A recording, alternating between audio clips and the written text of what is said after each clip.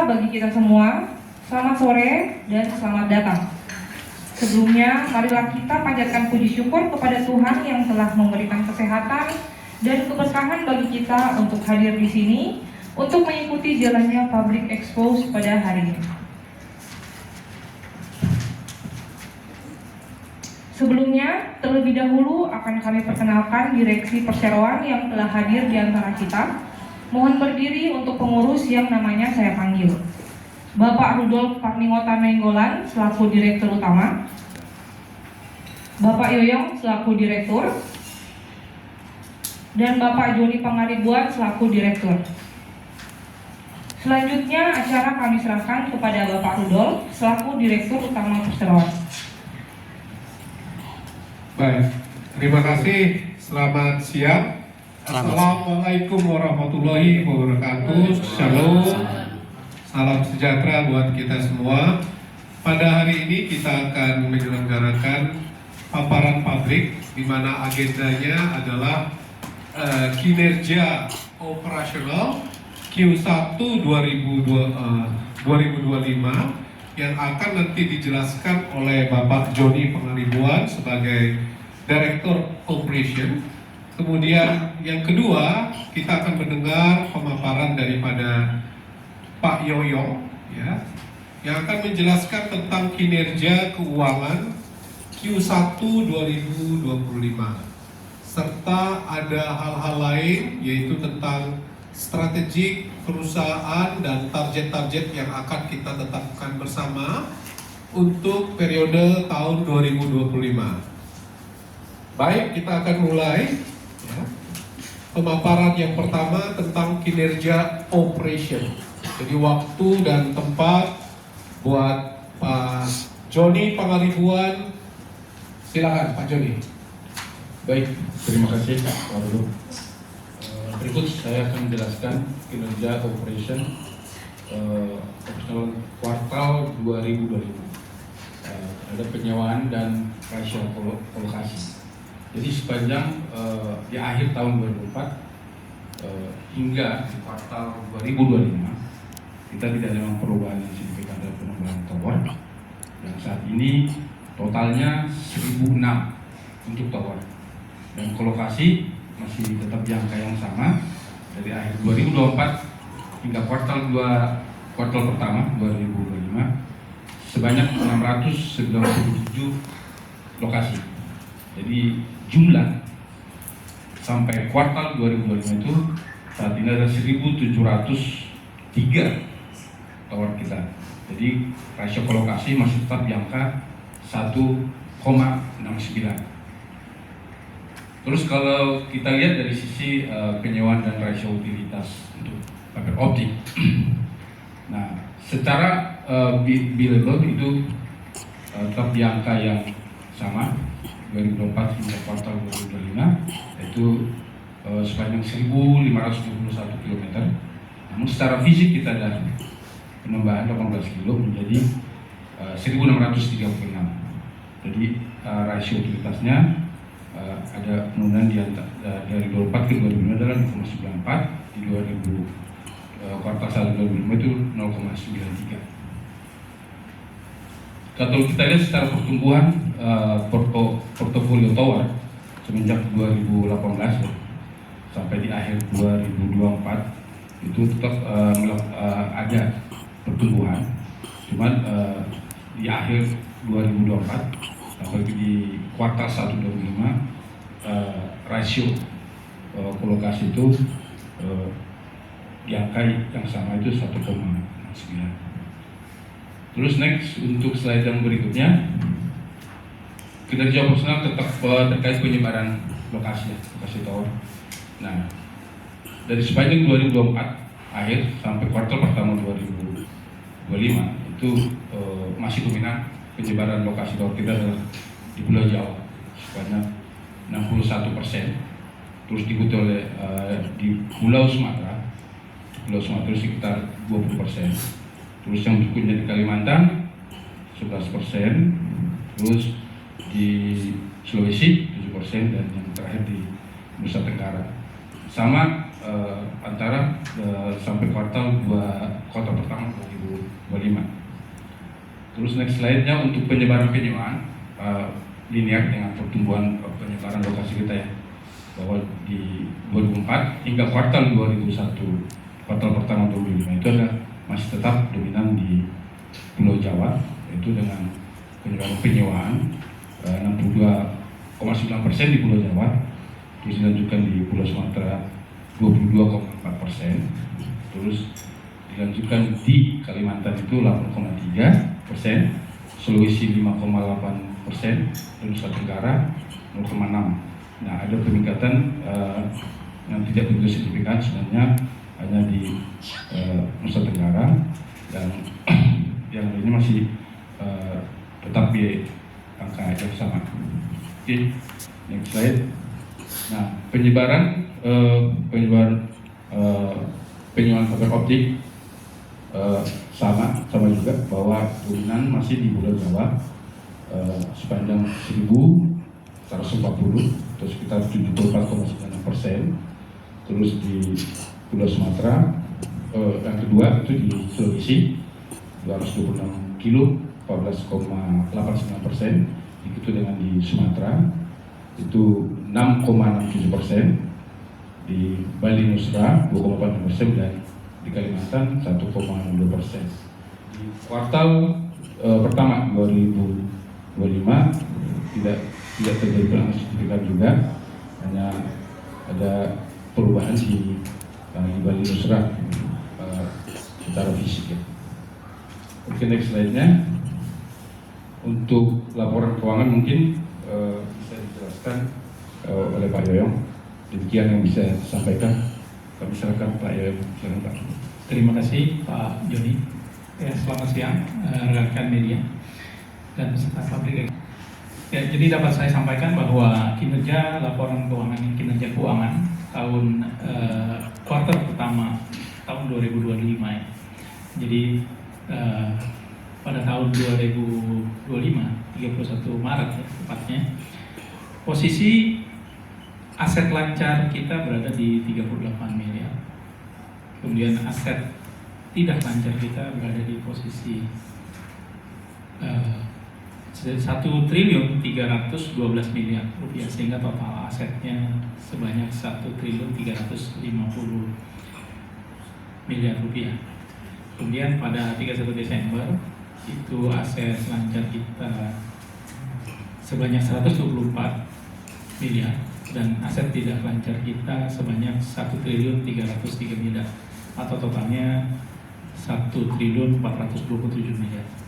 Kemudian untuk liabilitas dan ekuitas pada 31 Maret 2025, liabilitas sebanyak 482 miliar dan ekuitasnya sebanyak 868 miliar. Totalnya menjadi 1.350 miliar. Kemudian 31 Desember 2024, liabilitas kita mencapai 581 miliar dan ekuitas kita 846 miliar. Total liabilitas dan ekuitas per 31 Desember 2024 adalah 1.427 miliar rupiah. Kemudian dari sisi rasio keuangan, next ya. Dari sisi rasio keuangan, margin laba kotor per 31 Maret 2025 untuk periode 3 bulan adalah sebesar 74,61%, naik dibanding periode yang sama di tahun 2024, 3,63%. Kemudian margin operasi juga meningkat dari sebelumnya per 31 Maret 2024 sebesar 53,74% menjadi 64,66% di tahun 2025. Kemudian margin laba bersih pada tahun 2024 untuk periode 3 bulan sebesar 30,57%, sedangkan di tahun 2025 sebesar 40,37%. Demikian juga dengan margin EBITDA yang meningkat dari 80,49% tahun 2024 menjadi 81,39% pada periode sampai dengan 31 Maret 2025. Oke, dari komposisi pendapatan tidak terjadi perbedaan yang signifikan ya, jadi masih mirip-mirip. Jadi untuk Excel dari 41,73% menjadi 40,56%. Begitu juga untuk Indosat 35% menjadi 33%. Telkomsel juga 13 menjadi 15% dan Smartfren dari 9 menjadi 10,49%. Nah, ini adalah laporan laba rugi dan penghasilan komprehensif lain untuk periode 1 Januari 2025 sampai dengan 31 Maret 2025 ya, dibandingkan dengan periode yang sama di tahun 2024. Secara pendapatan tidak berbeda jauh ya, jadi 53 miliar sama. Beban pokok pendapatan penurunan dari 19 miliar menjadi 13 miliar, sehingga menghasilkan laba kotor kita 39 miliar pada tahun 2025, sedangkan 2024 34 miliar. Beban usaha dari 2024 dan 2025 mirip ya, yaitu 5 miliar. Kemudian menghasilkan laba operasi 34 miliar tahun 2025 dan 2024 28 miliar. Beban lain-lain dan pajak final menghasilkan laba sebelum pajak penghasilan sebesar 21,9 miliar dan tahun 2024 17,7 miliar ya. Laba bersih tahun berjalan sebesar 21,52 miliar dan 16,48 miliar rupiah.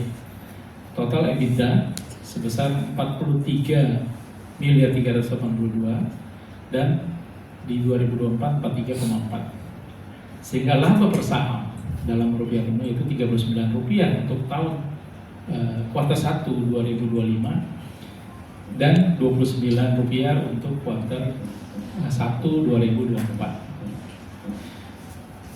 Next. Untuk target operasional kita, untuk tower sendiri kita menargetkan penambahan sebesar 20 untuk Butusut sendiri menjadi 1025. Kolokasi kita targetkan meningkat 41 menjadi 738, sehingga total target tenansi kita adalah 1003 tenan.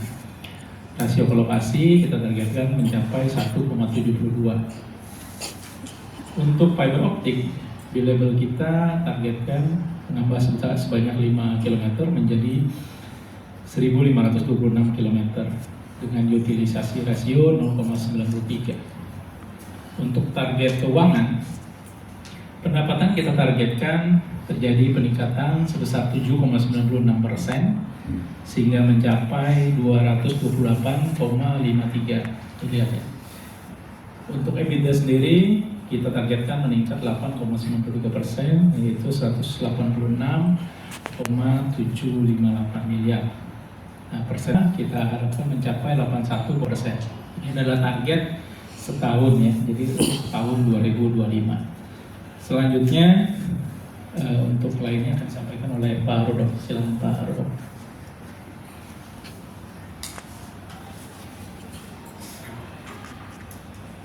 Baik, terima kasih. Jadi beberapa strategi yang akan kita lakukan di dalam menghadapi tahun 2025, yaitu di mana terjadi beberapa kendala, yaitu berupa tantangan baru buat power provider, di mana operator yang pertama kita sudah lihat bahwa Indosat merger dengan PT H3i, kemudian tahun ini kita dengar kembali merger antara Excel dengan Smartfren. Jadi kedua hal tersebut kita melihat bagaimana cara kita mengembangkan dan mempertahankan kondisi keuangan perusahaan. Yang pertama, ya, kita akan lakukan dengan mempertahankan dan melakukan konsolidasi network yang dilakukan oleh pihak operator, yaitu dengan memperkuat kontrak yang sudah ada antara operator dengan PT Gihon Telekomunikasi Indonesia. Jadi pada tahun 2024 kita juga mempertahankan kontrak tersebut sehingga kita masih memiliki ruang pertumbuhan walaupun tidak signifikan.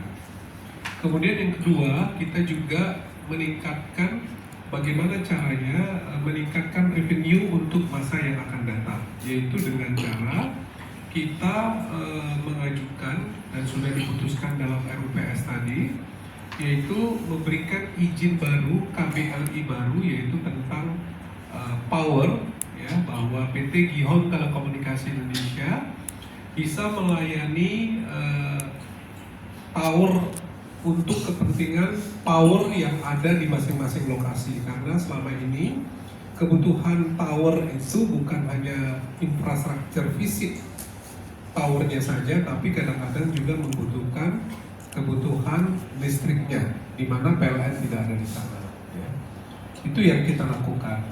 Dan yang ketiga, memang ada beberapa hal cara di mana tidak mudah buat operator untuk melakukan penetrasi di tengah kota, ya, khususnya masalah perizinan.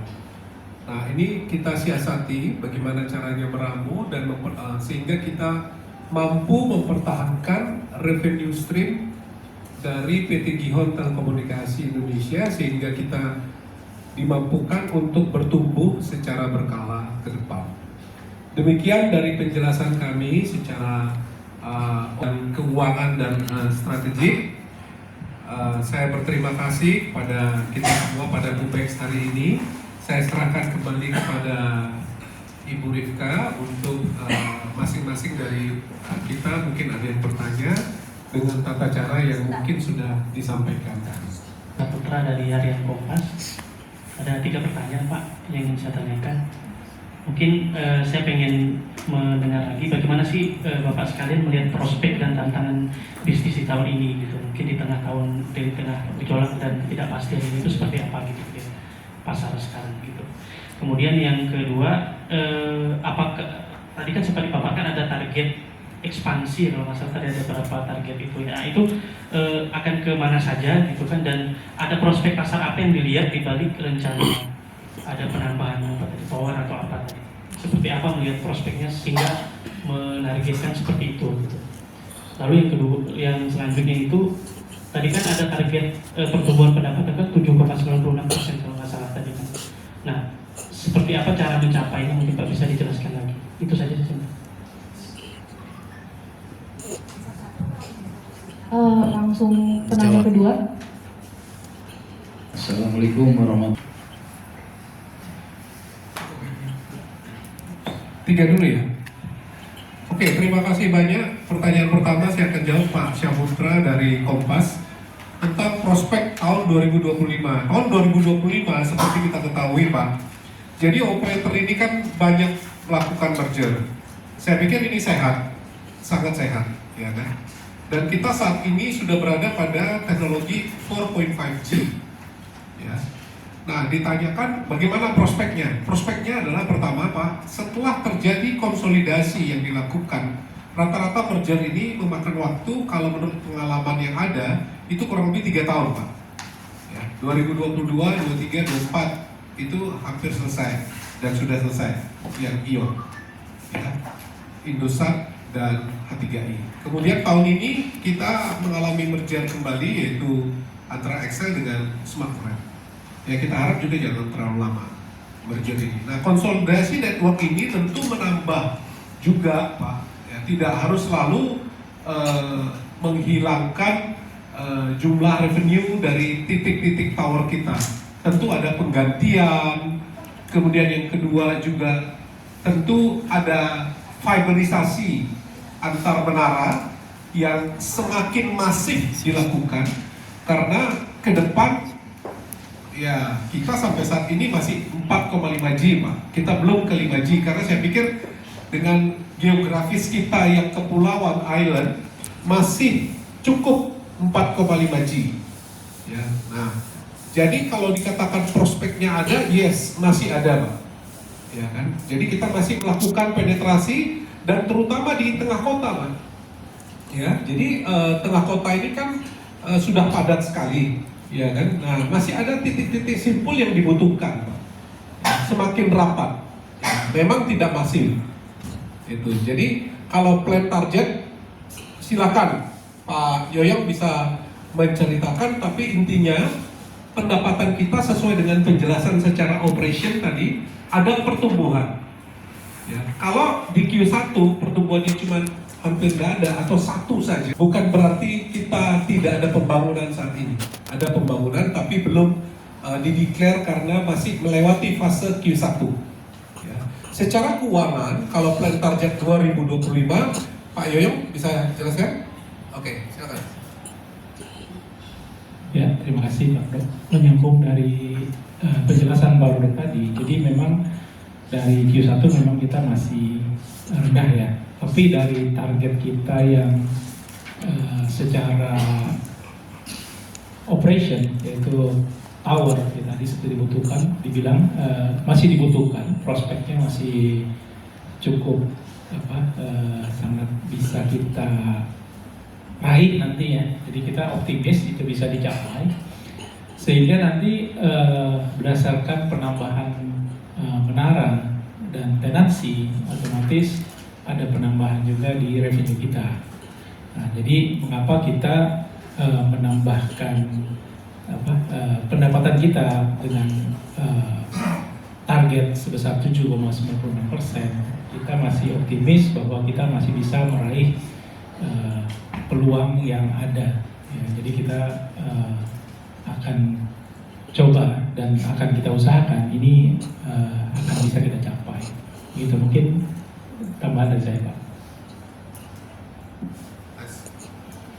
Ya, saya rasa itu Pak Syahputra. Yang kedua, kami lanjut kepada pertanyaannya Pak Mulyawan dari Metro, ya, tentang CSR. Ini semangat nih Bapak. Merdeka luar biasa. Memang tahun-tahun corporate harus memberikan CSR walaupun susah tahun ini. Jadi kita bersyukur tahun 2024 CSR kita sudah bisa berjalan, Pak. Ya, bahkan di beberapa titik yang memang kita perlukan, bahkan di luar titik daripada tower-tower kita, Pak, kita juga melakukan CSR. Apakah itu misalnya tentang perpustakaan keliling, ya, apakah itu tentang anak yatim, ya, kita melakukan CSR tersebut, Pak. Dan kita juga meningkatkan kapasitas kita berkoordinasi dengan tower provider yang lain, Pak. Dalam hal ini tower bersama untuk bagaimana cara menjalankan CSR yang benar di tahun-tahun krisis yang kita hadapi. Ya. Nah, jadi saya pikir kita akan tetap semangat kalau ditanya CSR, Pak. Ya.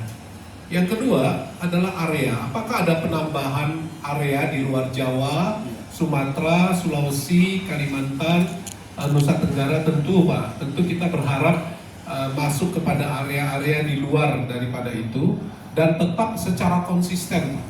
Karena pertumbuhan kita itu masih ada di Jawa, Pak. Ya.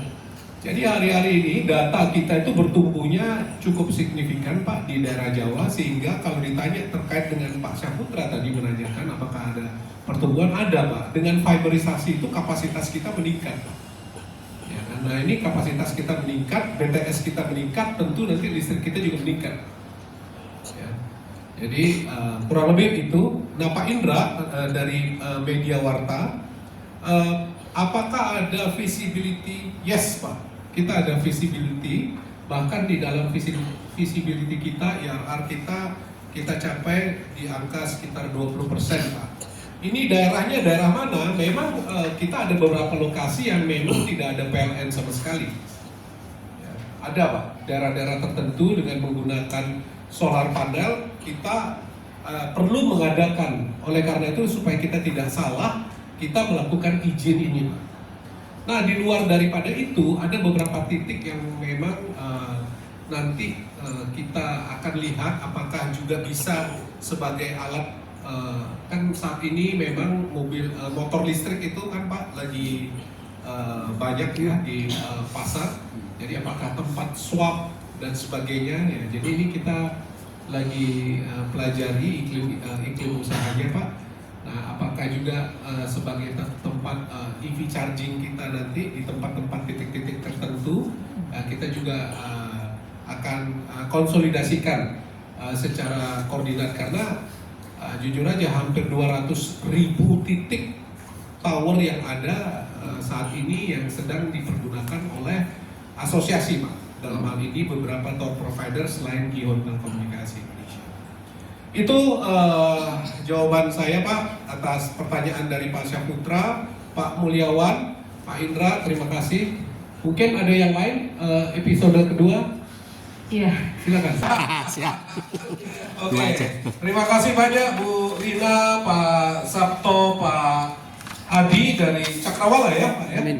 Maaf. Yamin. Apa yang Pak Yamin ya? Maaf Pak. Maaf ya Pak ya. Dari NTT Pak.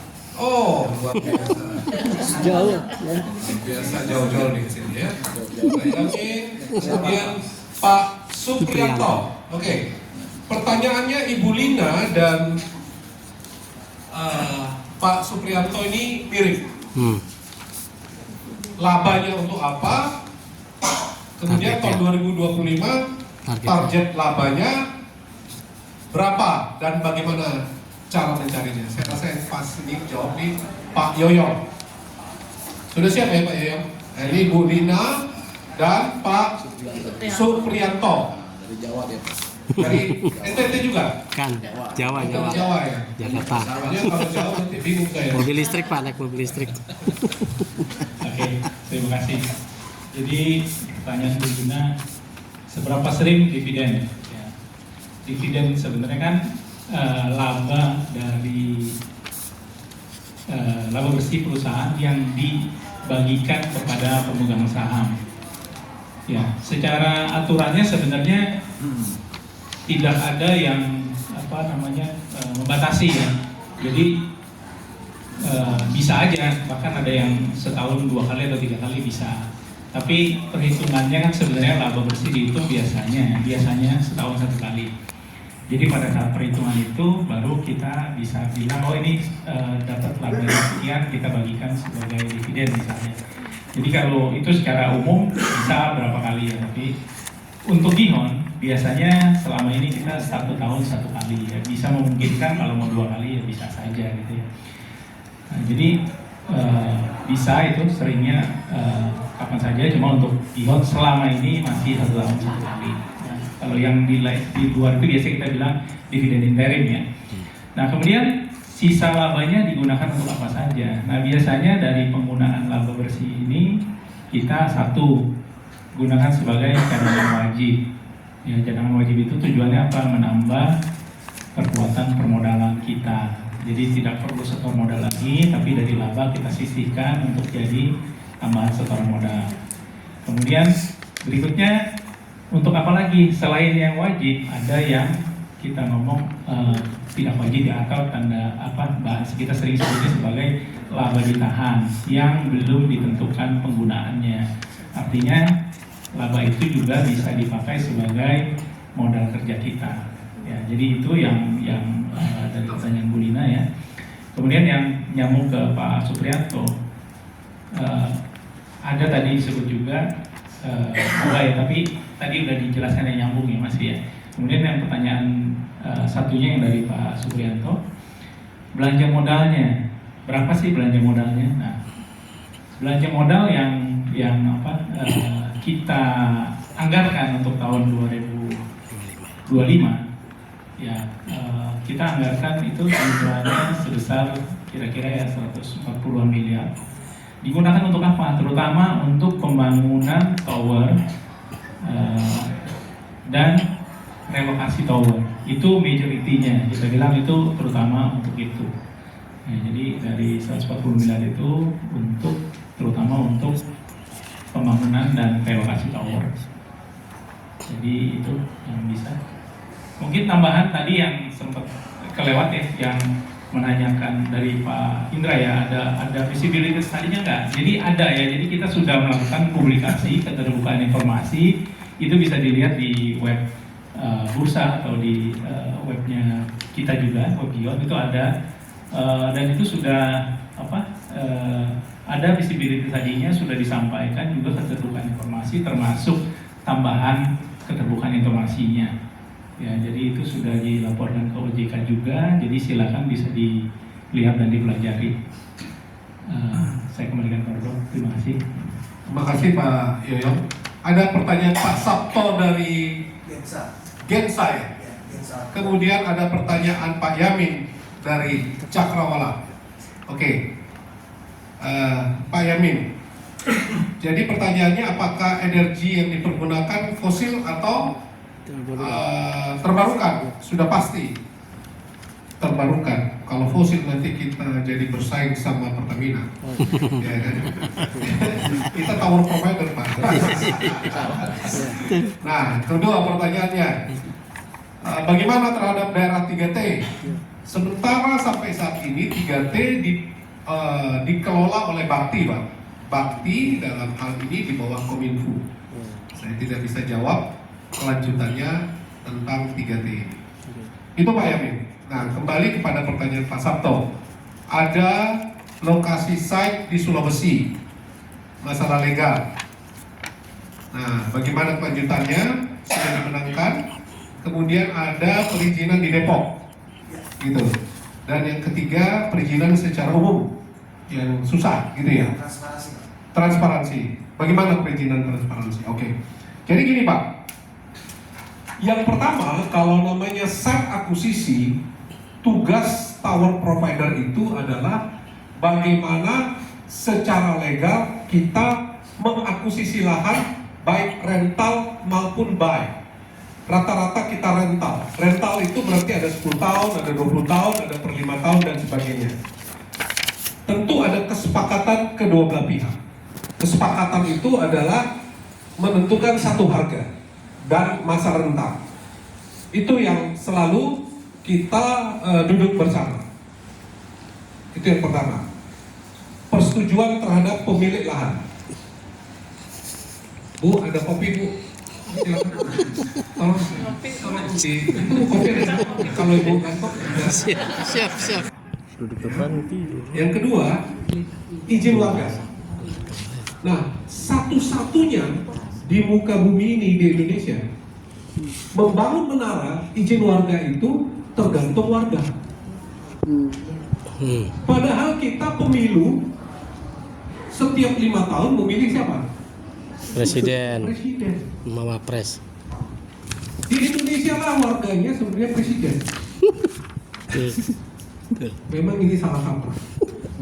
Betul. Tapi sejatinya izin warga yang ada di pemerintah daerah, aturan main yang terjadi adalah tinggi menara, kita minta izin radius menara. Iya, Izin warga, bukan izin pemilik lahan. betul. Izin warga. Yang lucu, kalau towernya berdiri dekat makam. Warisan daripada yang meninggal, minta izin, harus bayar juga. Padahal orangnya sudah meninggal karena makam, kan nggak bisa minta izin kan? Iya. Jadi banyak lucu-lucu, ya. Nah, karena kita pendekatannya musyawarah untuk mufakat, ya kan? Jadi saya tegaskan sekali lagi, namanya izin warga adalah warganya yang tinggal di sana, bukan pemilik lahan. Ya, itu. Nah, maka kita, kalau ada warga yang tidak setuju, boleh nggak kita bangun? Harus dibuat kesepakatan setuju untuk tidak setuju. Kalau persetujuan itu ada 50%, maka tergantung lagi. Ya, kalau ribut warganya gak jadi bangun. Ya, jadi kenapa begitu Pak? Ya itulah Indonesia. Ya, jadi kesepakatan buat Fakat. ya. Jadi pemerintah daerah demikian juga memberikan izin sudah komplit tanda tangan, tapi ada satu warga nggak setuju. Ya, akhirnya ada tindakan-tindakan yang anarkis, mematikan MCB listrik. Padahal secara hukum itu tidak benar karena ada undang-undang telekomunikasi, itu menjadi tindakan pidana. Tapi biasanya kita tetap melakukan musyawarah untuk Mufakat. ya, karena kita tidak tinggal di luar negeri, Negeri. tinggalnya di Indonesia. Jadi kalau ditanya Pak perizinan di Indonesia gimana? Gampang-gampang, susah dan susah gampang. Mari Bu, kopi lagi Bu. Ya. Cukup. Cukup ya. Indonesia TBK tahun 2025 yang telah kami sampaikan. Jika masih ada pertanyaan yang ingin ditanyakan, dapat menghubungi perusahaan melalui email investor.relation@gihon-indonesia.com. Terima kasih atas perhatian dan kehadirannya.